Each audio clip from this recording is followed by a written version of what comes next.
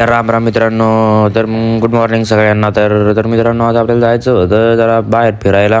सिद्धार्थ गार्डनला जायचं होतं. मग काय लगेच आंघोळ गिंघोळ केली मस्तपैकी रेडी गिडी झालो. बघू शकतो मी खाली आलेलो होतो आपण. मग काय लगेच ऑटोला हात द्यायला. मग ऑटोमध्ये बसलो. आपल्याला तर लागलेली होती आता जाम भूक. ट्रॉफिक बघू शकता तुम्ही. आज काही एवढी ट्रॉफिक नव्हती तरी पण ऑटो जरा स्लो चालत होता. मग काय विषय नाही, मला जाऊ दे दम्मानच.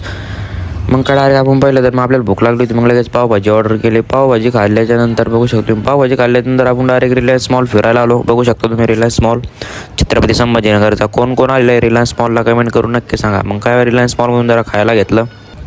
मग काय रिलायन्स मॉलच्या बाहेर आलेलो तर बघू शकता तुम्ही किती मोठा रिलायन्स मॉल आहे छत्रपती संभाजीनगरचा. मग काय डायरेक्ट इथून आपण थेट गेलो आपण सिद्धार्थ गार्डनमध्ये आलो. बघू शकतो मी मगर गिगर असले भरपूर प्राणी होते, पक्षी होते, सर्व होते. बघू शकता तुम्ही. तर आता अजगर इथं बघू शकता तुम्ही. अजगर किती मोठा अजगर त्याला. कोण कोण प्राणी संग्रहालयाला जाईल कमेंट करून नक्की सांगा. आणि सगळ्यात मोठं प्राणी संग्रहालय कोणतं आहे ते पण कमेंट करून सांगा. बघू शकता तुम्ही अजगर साप किती मोठा लट होता. आणि बाकी त्यांची डिटेल लावलेलीच होती आपल्या. बघू शकता काचावरती लावलेली होती. हो पण एक अजगर साप होता मोठा लट. बघू शकतो मी. मला काय एवढं सापाचे नावं माहिती नाही आहे. तुम्हाला जर का काही सापाचे नावं माहिती असले तर आपल्या कमेंट बॉक्समध्ये नक्कीच सांगा. बघू शकता तुम्ही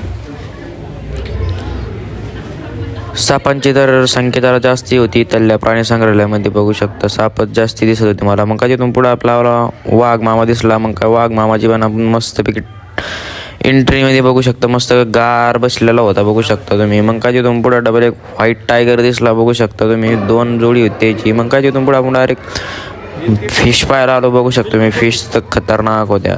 आपलं फिश पाहण्यात तर मस्त मन झालं बघी. मग का फिश पाहिले आपण. बघू शकतो तुम्ही. पण ह्या माशा काय पाहता मित्रांनो, आपल्या गावाकडल्या माशा कशा एकच नंबर दिसते. त्याच्याकरता हे काय पाहता तुम्ही पैसे देऊन. आपल्या गावाकडल्याच पहा. जर का कोणाला बघायच्याच असल्या वेगवेगळ्या माशा तर येऊ शकता तुम्ही. इथं पाहण्यासारखं आहे. पण मित्रांनो, सगळ्यात मोठं प्राणी संग्रहालय कुठे आहे कमेंट करून नक्की सांगा. मग काय आपल्याला खूप टाईम झालेला होता मग प्राणी संग्रहालयाचा. मग काय नंतर आपण बाहेर आलो. डायरेक्ट ऑटो घेतला आणि आपण चाललो आपल्या रूमवरती. बघू शकतो मी. आपण डायरेक्ट आपल्या रूमवरती आलो होतो. पण रूमवरती आल्याच्या नंतर डायरेक्ट लाईट झाली होती. अरे बाप. मग काय डायरेक्ट आपण जेवायला बाहेर आलेलो होतो. आपल्याला जायचं होतं जेवायला. तर मित्रांनो, आपला ब्लॉग इथेच एंड करत आहे. आपण भेटूयात दुसऱ्या ब्लॉगमध्ये लवकरच. धन्यवाद.